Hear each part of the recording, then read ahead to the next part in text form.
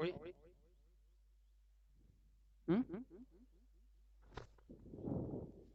Hello dear students, SCC online classes में आपका स्वागत है। और आज हम कक्षा 12वीं की फिजिक्स की श्रृंखला को आगे बढ़ाते हुए आज का हमारा टॉपिक रहेगा कूलाम का नियम। जैसा कि आप बोर्ड पे देख पा रहे हो कि कूलाम का नियम आज हमें पढ़ना है। तो ये वास्तव में ये कूलाम का नियम है क्या, किसने दिया था? ठीक है, तो नाम से स्पष्ट है कि कूलाम नामक एक वैज्ञानिक थे। इन्होंने सन 1785 में, कितने में? सन 1785 में एक फ्रांस के वैज्ञानिक थे। कहाँ के वैज्ञानिक थे? एक फ्रांस के। फ्रांस के वैज्ञानिक जिनका नाम था चार्ल्स ऑगस्टिन। Charles Augustin. और तुम लोगों को जहां समझ में नहीं आए जवाब दीजिए है आशीष। तो सन 1785 में फ्रांस के वैज्ञानिक चार्ल्स ऑगस्टिन ने दो बिंदु आवेशों के मध्य लगने वाले बल के नियम का एक प्रतिपादन किया, जिसे हम क्या कहते हैं? कूलाम का नियम कहते हैं। अब बिंदु आवेश क्या है? हमने कल आपको बताया था कि बिंदु आवेश क्या होता है। मतलब दो बिंदु आवेश, मतलब कोई बिंदु आवेश है वो उनके मध्य दूरी की तुलना में क्या हो? नगण्य हो। जैसे मान लो कि एक बिंदु आवेश जे है और एक बिंदु आवेश जे है। अब इनके बीच की जो दूरी है, तो ये मतलब ये इनके बीच की जो दूरी है वो इन बिंदु आवेशों की तुलना में बहुत ज्यादा होगी और जे क्या होंगे? नगण्य होंगे। तो ऐसे आवेशों को हम क्या कहते हैं? बिंदु आवेश कहते हैं। ठीक है, तो इसको हम क्या लिख सकते हैं? वैसे पेपर में लिखने की जरूरत नहीं है परीक्षा में, लेकिन अपन अभी पढ़ रहे हैं, नॉलेज की दृष्टि से पढ़ रहे हैं, अपन पता होना चाहिए कौन सी सन में किसने इसका प्रतिपादन किया। तो सन 1785 में फ्रांस के वैज्ञानिक चार्ल्स ऑगस्टिन ने दो बिंदु आवेशों के मध्य लगने वाले बल के परिमाण को ज्ञात करने के लिए एक बल के नियम का प्रतिपादन किया, जिसे हम क्या कहते हैं? कूलाम का नियम कहते हैं। ठीक है, अब इस नियम के अनुसार कूलाम का नियम होता क्या है? देखिए, जैसे मान लो कि अपने पास ये है दो बिंदु आवेश।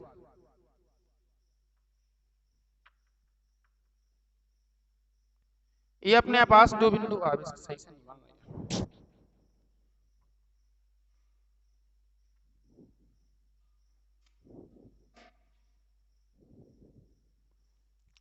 ये अपने पास दो बिंदु आवेश है जिसका परिमाण पहले का Q1 है और दूसरे का क्या है? Q2। ठीक है, और इन दोनों के बीच की दूरी क्या है? R। समझ में आ रही? दो बिंदु आवेश है जिनके परिमाण Q1 और Q2 है और इनके बीच की दूरी क्या है? R है। तो कूलाम का नियम कहता क्या है? कूलाम का नियम होता है इस नियम के अनुसार किन्हीं दो बिंदु आवेशों के मध्य लगने वाला आकर्षण या प्रतिकर्षण। अब हम आकर्षण प्रतिकर्षण क्यों बोलते हैं? क्योंकि आपको पता है कि आवेश धनात्मक भी होता है और ऋणात्मक भी होता है। जब धनावेश और ऋणावेश दोनों होंगे तो उसमें आकर्षण बल भी लगेगा और प्रतिकर्षण बल भी लगेगा। क्योंकि सजातीय आवेशों में क्या होता है? प्रतिकर्षण, और विजातीय आवेशों में क्या होता है? आकर्षण। ठीक है, तो इसलिए इसमें आकर्षण प्रतिकर्षण दोनों प्रकार के बल लगेंगे, हम लिखते हैं कि आकर्षण या प्रतिकर्षण। जबकि इसके विपरीत हमने कक्षा 11 में गुरुत्वाकर्षण बल पढ़ा था, तो उसमें लिखते थे केवल आकर्षण बल, और परिभाषा सेम थी। उसमें आकर्षण बल लिखते क्यों? क्योंकि क्या होता है उसमें, किसी भी पिंड को पृथ्वी अपनी ओर केवल खींचती है, उसको प्रतिकर्षण नहीं करती, इसलिए वहां पे आकर्षण लिखा था। तो यहाँ पे क्या है? किन्हीं दो बिंदु आवेशों के मध्य लगने वाला आकर्षण या प्रतिकर्षण बल उन आवेशों के परिमाण के गुणनफल के अनुक्रमानुपाती तथा उनकी बीच की दूरी के वर्ग के व्युत्क्रमानुपाती। यानी जो दो बिंदु आवेश हैं इनके परिमाण के, कौन? इन दोनों बिंदुओं के मध्य लगने वाला बल, जो बल है वो इनके परिमाण के गुणनफल के अनुक्रमानुपाती होगा और तथा इनके बीच की दूरी के वर्ग के व्युत्क्रमानुपाती होता है। यही है कूलाम लॉ। ठीक है, कूलाम का नियम। तो ये आपको कूलाम के नियम का कूलाम का जो नियम है वो आपको याद कर लेना है, किसी बुक्स में से देख के आप लिख लेना। ठीक है, हम इतना सारा बोर्ड पे थोड़ी लिख पाएंगे। तो यहाँ पे हम इसके अनुसार लिखते हैं। तो माना कि Q1 और Q2 परिमाण के कोई दो बिंदु आवेश हैं जिनकी मध्य दूरी क्या है, r है। ठीक है, ऐसा आप नीचे लिख सकते हो क्योंकि आपको व्यंजक करना है ना, सिद्ध करना है। तो लिख सकते हैं माना कि Q1 और Q2 परिमाण के दो बिंदु आवेश एक दूसरे से r दूरी पर स्थित हैं, तब कूलाम के नियम के अनुसार, कूलाम के नियम के अनुसार तो F प्रोपोर्शनल डेट क्या होगा, यानी F अनुक्रमानुपाती क्या आएगा, Q1 इंटू Q2। क्यों? क्योंकि लगने वाला जो बल है उन आवेशों के परिमाण के गुणनफल के अनुक्रमानुपाती होता है। परिमाण तो Q1 और Q2 है कि नहीं, इसको आप इक्वेशन नंबर फर्स्ट दे सकते हो। फिर होता है तथा उनकी बीच की दूरी के वर्ग के व्युत्क्रमानुपाती होता है, यानी F प्रोपोर्शनल डेट हो जाएगा 1/r स्क्वायर। ठीक है, देखो r क्या है, दूरी है, एक के बटे में है तो व्युत्क्रमानुपाती हो गया, और वर्ग के तो साथ में r पे क्या लगा दिया, स्क्वायर। ठीक है, तो ऐसा हो जाएगा जी आपका F अनुक्रमानुपाती Q1 Q2 और F व्युत्क्रमानुपाती 1/r स्क्वायर। समीकरण नंबर कितना हो गया, 2। अब समीकरण 1 बार 2 को क्या कर दो, मिला दो। समीकरण 1 व 2 से इसको मिला दो।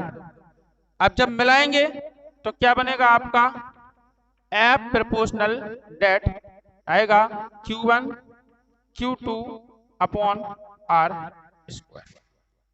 ठीक है, F प्रोपोर्शनल डेट क्या आएगा, Q1 Q2 upon r square. ठीक है, अब आपको पता है कि जब अनुक्रमानुपाती का चिन्ह हटाते हैं तो कोई ना कोई नियतांक आता है। तो यहाँ पे हम एक नियतांक ले रहे हैं, क्या ले रहे हैं, k, स्मॉल k है, छोटा बनाया हमने। ठीक है, तो F बराबर हो जाएगा k इंटू Q1 Q2 और अपॉन कितना हो जाएगा, r स्क्वायर। ठीक है, तो यही क्या है आपका कूलाम का नियम। इसको आप चाहो तो क्वेश्चन नंबर ए दे सकते हैं।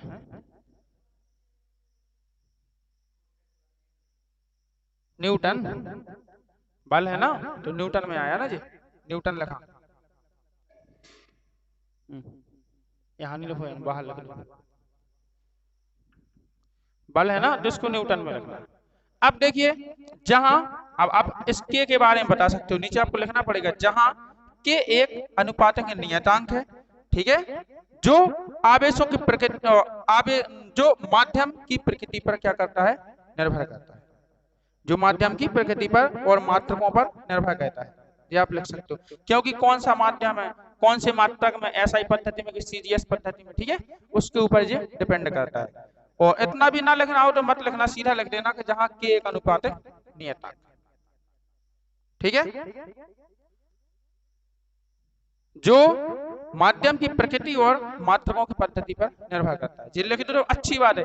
ऊ के बारे में तुम जितना भी कुछ बताओगे उतना ही अच्छा रहेगा, काफी चेक करने वाला उतनी अच्छा नंबर देगा आपको।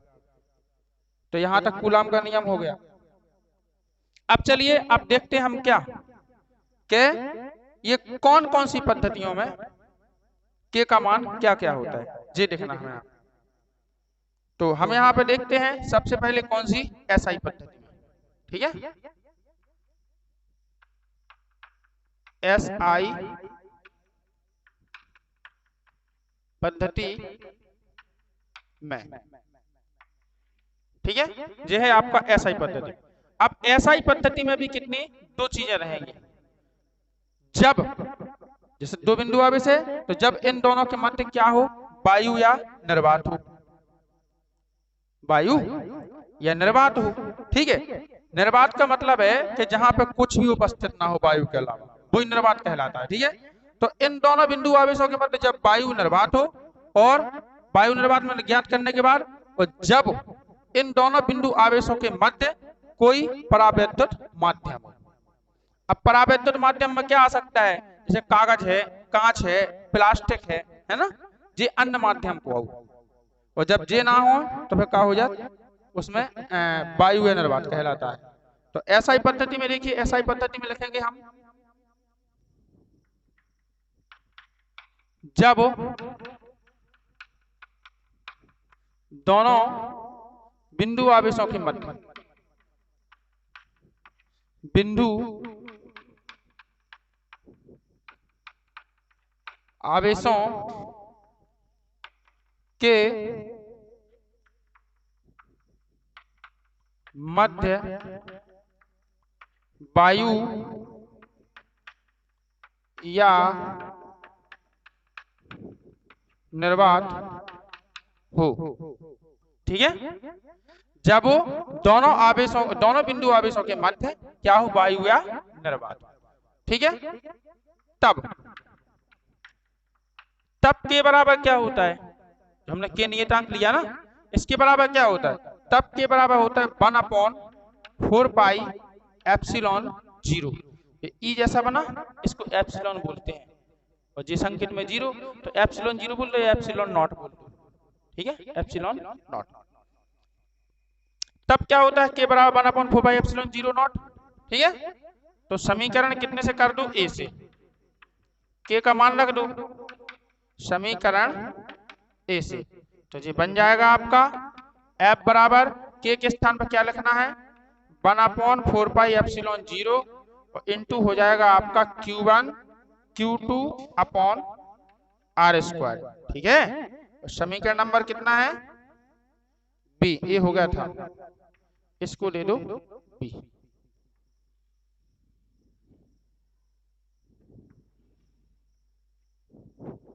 ठीक है, अब कंडीशन नंबर इसमें फर्स्ट हो गई, इसमें यहां पे एक डाल लेना, कंडीशन नंबर फर्स्ट। सेकंड देखो, सेकंड में आपको ऐसे लिखना है कि जब दोनों बिंदु आवेशों के मध्य, ठीक है, जब दोनों बिंदु आवेशों के मध्य कोई परावैद्युत माध्यम उपस्थित हो। ठीक है, तब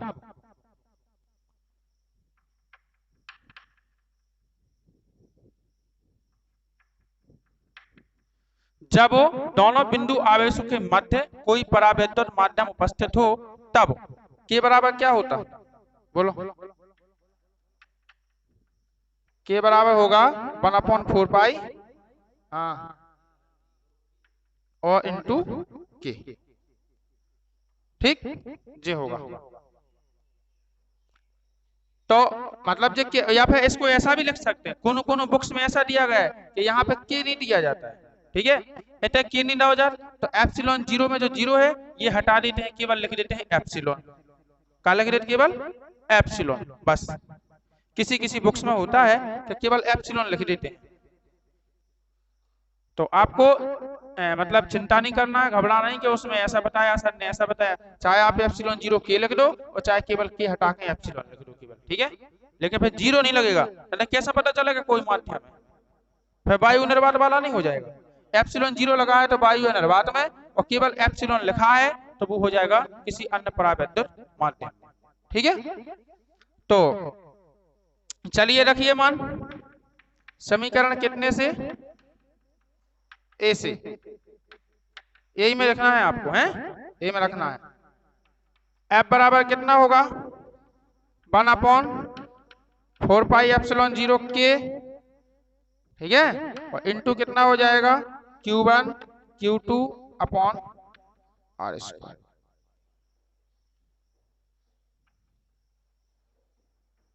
समीकरण कौन सा हो गया ये, सी। तो एसआई पद्धति में हमारे दो कंडीशन थी कि एक तो पहली जब वायु या निर्वात हो, और दूसरी क्या है, जब कोई परावैद्युत माध्यम। ठीक है, अब आ जाइए सीजीएस पद्धति में। सीजीएस पद्धति में इसमें भी कंडीशन नंबर फर्स्ट वही लेना है आपको कि जब दोनों बिंदु आवेशों के मध्य वायु या निर्वात हो। ठीक है, वायु या निर्वात हो, तब के बराबर कितना रखते हैं, 1। तब के बराबर कितना रखते हैं, 1। तो यहाँ पे क्या आ जाएगा आपका 1 आ जाएगा। ठीक है, तो समीकरण नंबर ए से, समीकरण ए से रखिए मान f बराबर कितना बन जाएगा, हाँ के किस स्थान में 1 आएगा, 1 का गुणा होगा तो वही को वही आएगा, तो सीधा लिख लेंगे Q1 Q2 अपॉन कितना होता है R स्क्वायर, राइट। समीकरण नंबर कितना हो गया, डी हो गया।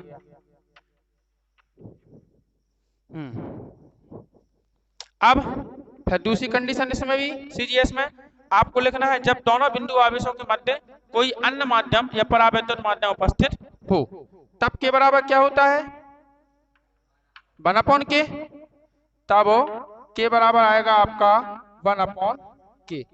ये ध्यान रखना ये वाला के है ये छोटा है, ठीक है, वो जो माध्यम के लिए रख रहे ये के क्या है आपका बड़ा है, इसलिए हम छोटा बड़ा बना रहे, इतना ध्यान रखना। ठीक है, के बराबर 1 अपॉन के। तो समीकरण कितने से आएगा, ए से।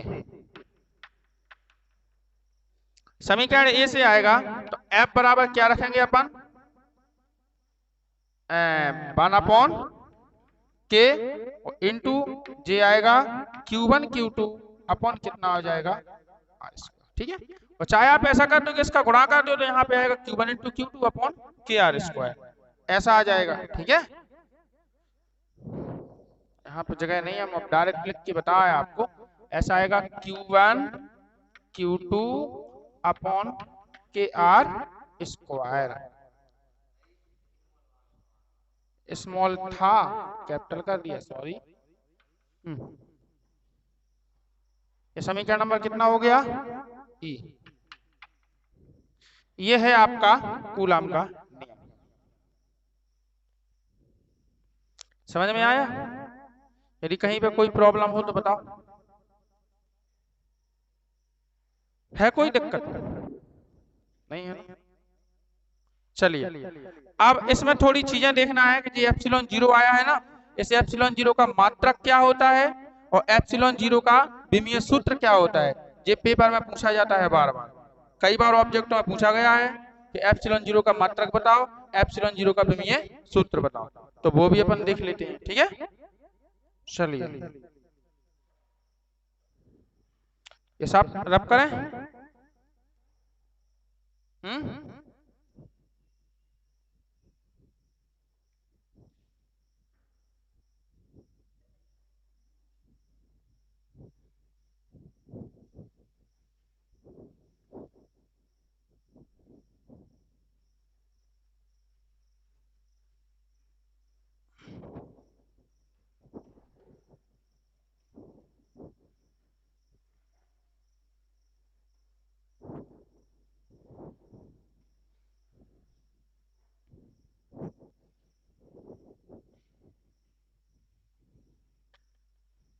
अच्छा, एक चीज और आपको ध्यान रखना है यहाँ पे, देखिए जे है ना 1/4 पाई एप्सिलॉन 0, इसका मतलब होता है पता है कितना, 9 गुणे 10 की घात 9।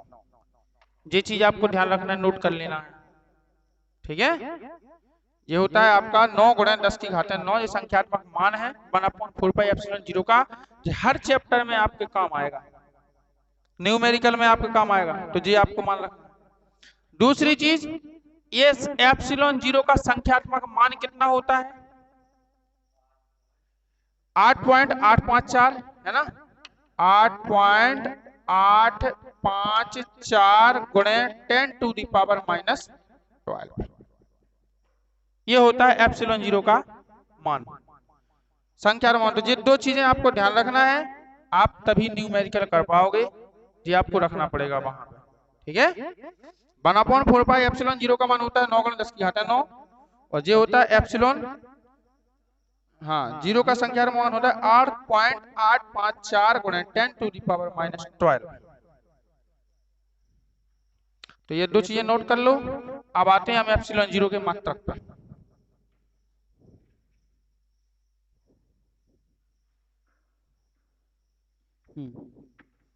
एप्सिलॉन 0 का मात्रक, ठीक है, एप्सिलॉन 0 का मात्रक। तो आप जानते हो कि कूलाम का नियम क्या है। देखो कूलाम के नियम से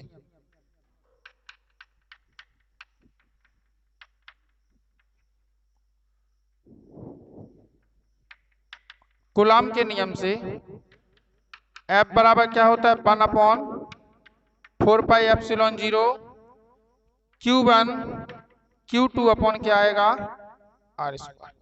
कोई दिक्कत नहीं में नहीं। अब देखो तुम्हें एप्सिलॉन 0 का मात्रक चाहिए तो एप्सिलॉन 0 को बाहर निकाल लो, जिसका मात्रक चाहिए उसको बाहर निकालो ना। तो ये भाग में है, उस साइड काय में जाएगा गुणा में, तो ये हो जाएगा आपका एप्सिलॉन 0 बराबर। ठीक है, अब ये आपका एफ है, ये गुणा में है तो इसके स्थान पर जी आएगा तो काय में हो जाएगा जी भाग में। ठीक है, तो ये बन जाएगा आपका Q1 Q2 अपॉन 4π/r², यही रहेगा। इतना ही आएगा एप्सिलॉन बराबर। कुछ नहीं किया, एप्सिलॉन को उधर ले गए और एफ को हम इधर लाए। अब चूंकि 4π क्या है एक मात्रकहीन राशि है, ठीक है ना, 4π मात्रकहीन राशि है, आदेश राशि है, इसकी तो कोई मात्रक होगा नहीं, मात्रकहीन है, लेकिन इनका तो मात्रक होगा कि नहीं होगा। तो अब देखो एप्सिलॉन बराबर ये Q1 है क्या है आवेश, Q2 भी क्या है आवेश है, तो Q1 का क्या होगा आपका कूलाम गुणे Q2 को भी क्या होगा कूलाम, आवेश है ना तो आवेश का कूलाम होता है, तो Q1 का कूलाम हो गया और Q2 का कूलाम हो गया। ठीक है, बटे F है, F क्या है बल, तो बल का क्या होता है न्यूटन, तो ये आ गया आपका न्यूटन, और गुणे और R क्या है दूरी, दूरी का मात्रा क्या होता है मीटर, तो मीटर वो स्क्वायर है तो क्या लगा देंगे स्क्वायर। क्लियर, तो ये आपका क्या बन गया एप्सिलॉन 0 बराबर कूलाम गुणे कूलाम, क्या हो गया कूलाम स्क्वायर प्रति न्यूटन डैश मीटर स्क्वायर, ये हो गया इसका मात्रक। ठीक है, तो ये हो गया।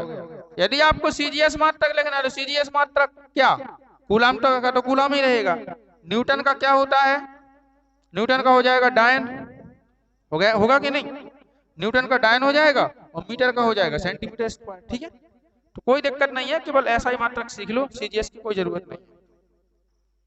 अब इसी का विमीय सूत्र यदि हम निकालना चाहें तो विमीय सूत्र देखो एप्सिलॉन 0 का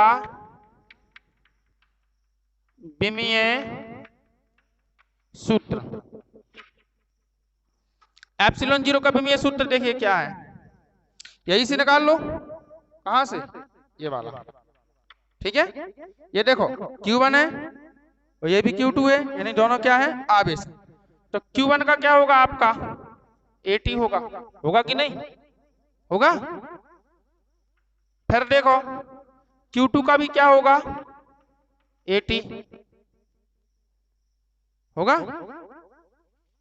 हमने कल नहीं बताया था कि आवेश बराबर धारा गुणा समय होता है, तो उसके हिसाब से 80 हो जाएगा। तो लोग बोलते जाया करें जी, में पता चलेगा उस समझ में आ रही किसी। अब फिर क्या चाहिए F, क्योंकि ये तो विमाहीन राशि है 4π, इसको हटा दो, तो F यानी बल, तो बल का क्या होता है M L T और माइनस क्या हो जाएगा 2, कोई दिक्कत। और फिर क्या है R² यानी दूरी, तो दूरी का क्या बन जाएगा L2, L2 दूरी का स्क्वायर है ना इसलिए बनेगा। अब बस क्या करना है इसको,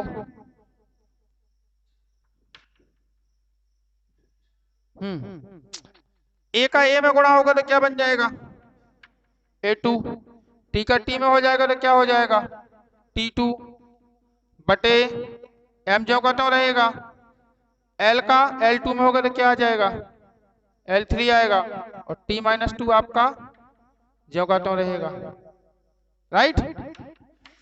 तो क्या करना है फिर ऊपर ले जाओ, M को ऊपर ले जाएंगे तो M-1 बनेगा, L को ऊपर ले जाओगे तो L माइनस क्या आएगा आपका 3 आएगा। ठीक है, T-2 है और इधर T2 है, तो ये माइनस का ऊपर जाएगा तो T घाते प्लस का 2 हो जाएगा, और प्लस का 2 जे है तो 2 और 2 कितना होगा 4, यानी T4 हो जाएगा आपका। क्या हो जाएगा? T4। ठीक है, अब क्या बचा? A2, सो फिर लिख दो A2। और ये है आपका एप्सिलॉन जीरो का विमीय सूत्र, वो मात्रक है जो विमीय सूत्र। ठीक है, तो ऐसे निकाला जाता है। इनको निकालना भी सीखना है और डायरेक्ट याद भी करना है इनको। ये मात्रक है।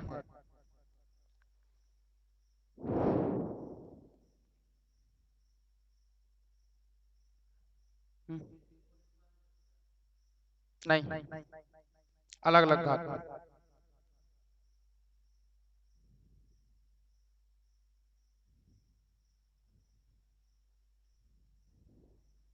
ठीक है, आगे बढ़े। अब देखते हैं हम, तो ये तो अपने नोट में थे, उस क्वेश्चन में शामिल नहीं है कूलाम के नियम में। ये तो नोट में है। इसे क्या कि जो चीजें पेपर में पूछी जाए तो आपको जो निकालना आना चाहिए। ठीक है, तो वहीं आप एंड में कहीं भी निकाल सकते हो, उनको निकालना बता दिया है बीच में, लेकिन क्वेश्चन में शामिल नहीं है। पेपर में आए क्वेश्चन कि कूलाम का नियम क्या है, लिखिए। तो कूलाम के नियम में थोड़ी सी वो हिस्ट्री लिख देना, बता देना कि इसने इसके लिए किया था, है ना। कूलाम का नियम लिख के उसका वो सूत्र निकाल देना। ठीक है, और ऐसा ही पद्धति में वो निकाल लेना वायु अनुपात। वहां तक निकालना आपको 1/4πε0 Q1 Q2 upon R square. और अगर पूरा बता दोगे, सीजीएस में ही बता दोगे तो बहुत अच्छा है और बढ़िया है। बाकी ये तो हमने निकालना बताई थी नोट में। अब चलिए, अब देखते हैं हम एकांक आवेश। ठीक है, कभी कभी पेपर में ऐसा आ जाता है कि कूलाम का नियम क्या है, कूलाम का नियम लिखिए एवं इसके आधार पर एकांक आवेश को परिभाषित कीजिए। ठीक है, कभी कभी 2 नंबर में अकेला ऐसा आ जाता है कि एकांक आवेश क्या है, परिभाषा लिखिए। ठीक है, फिर सीमाएं बता रहे हैं एंड में।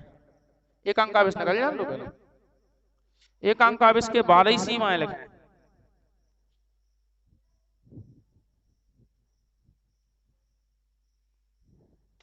चलें, तो अब देखते हैं हम एकांक आवेश।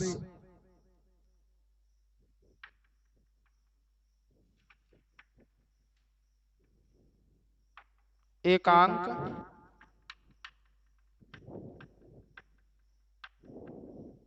आवेश।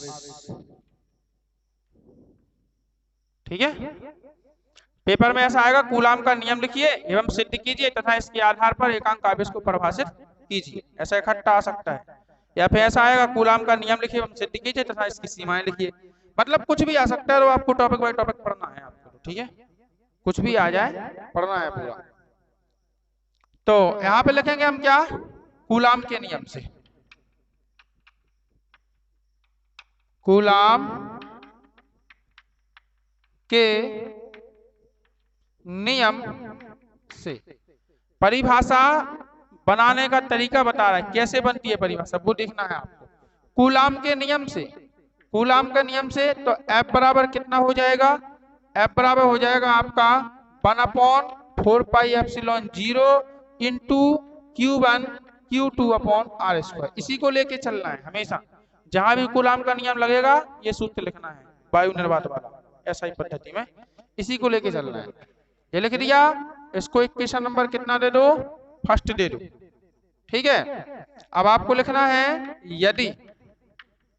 यदि जो Q1 और Q2 है तो हम क्या करेंगे, यदि Q1 बराबर Q2 बराबर कितना रखेंगे? Only Q। समान परिमाण के 2 आवेश ले लेना हमें, तो Q1 और Q2 की वैल्यू हम किसके बराबर कर रहे हैं? Q के बराबर। ठीक है, अब इसके बाद जो R है तो R की वैल्यू किसके बराबर लिख रहे हैं हम? 1 मीटर के बराबर। R किसके बराबर ले रहे हैं हम? 1 मीटर के बराबर। ठीक है, और आपको पता है कि सूत्र काय में है? वायु या निर्वात। R के बाद फिर क्या? F बराबर कितना ले रहे हैं हम? F बराबर ले रहे हैं 9 गुणे 10 की घात 9। ठीक है, F बराबर ले रहे हैं हम 9 गुणे 10 की घात 9। और आपको ये भी पता होगा कि 1/4πε0 का मान भी 9 गुणे 10 की घात 9 होता है। ठीक है, अब चलिए इन सभी मानों को उठा के समीकरण 1 में रख दो। तो समीकरण 1 से कर दो, समीकरण 1 से। ठीक है, F का मान कितना रखना है?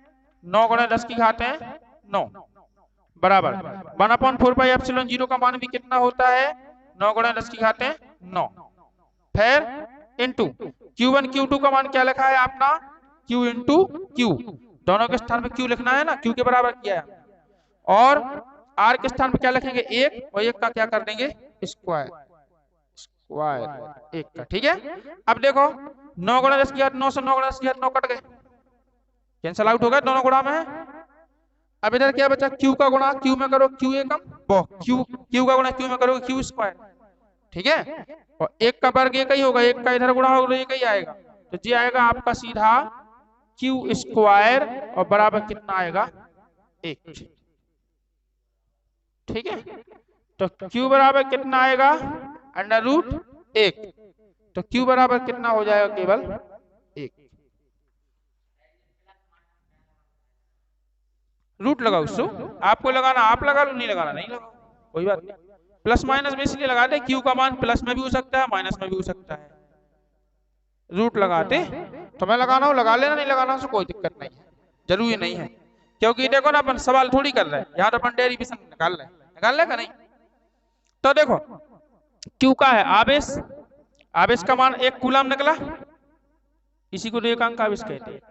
तो अब इससे हम परिभाषा क्या निकालेंगे अब इससे परिभाषा अब निकलती है एकांक आवेश की परिभाषा में हम लिखेंगे कि जब वायु या निर्वात में नहीं जब समान परिमाण के दो सजातीय आवेश ठीक है जब समान परिमाण के दो सजातीय आवेश देखो इधर Q1 बराबर Q2 बराबर क्या लिखा हमने Q यानी Q1 का मान भी Q लिया और Q2 का मान भी Q लिया तो परिमाण कैसा हो गया दोनों का समान।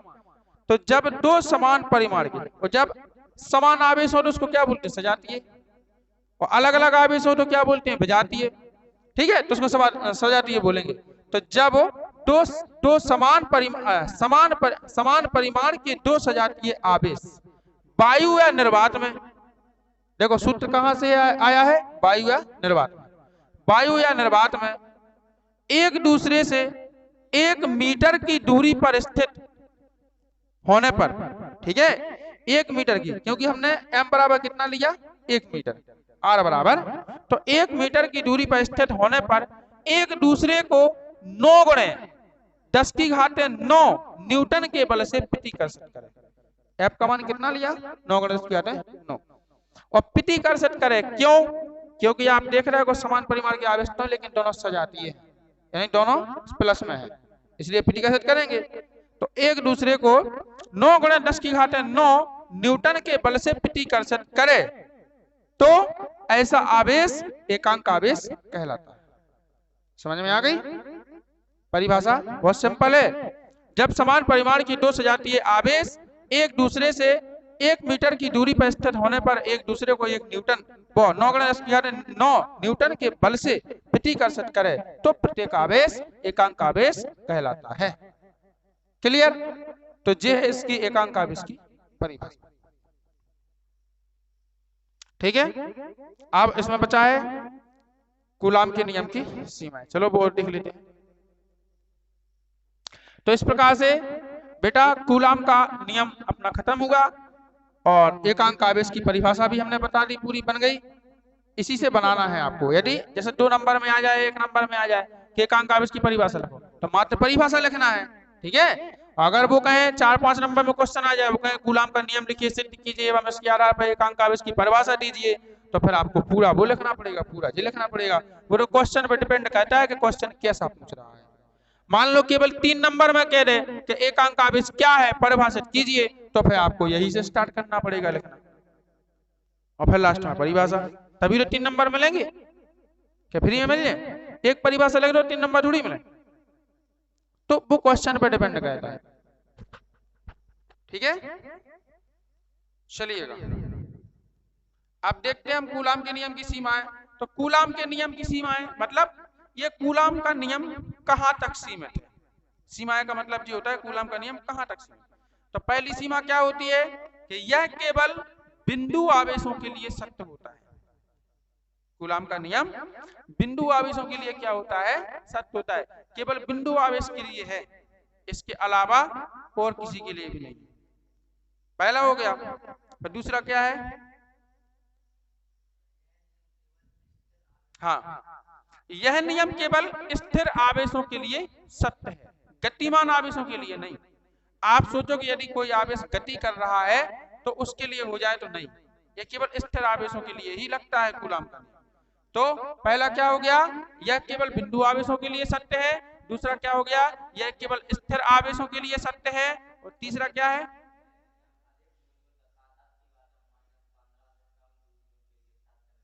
हाँ, अधिक दूरियों तथा 10 की घात -15 से कम दूरियों के लिए सत्य नहीं।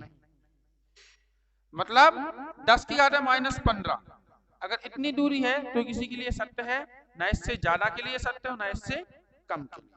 ठीक है, अगर जैसे इससे ज्यादा करना है, इस दूरी से ज्यादा, तो वो कहाँ आएगी? नीचे उतरेगी, घात -14 हो सकती है, -13 हो सकती है।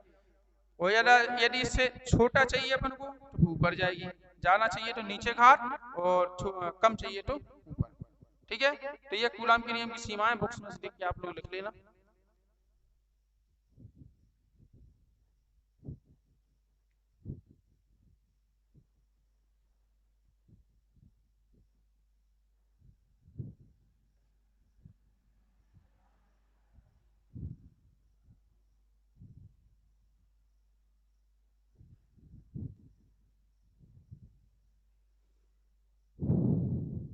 तो हमारा कूलाम का नियम जो आज का टॉपिक था वो खत्म हो गया।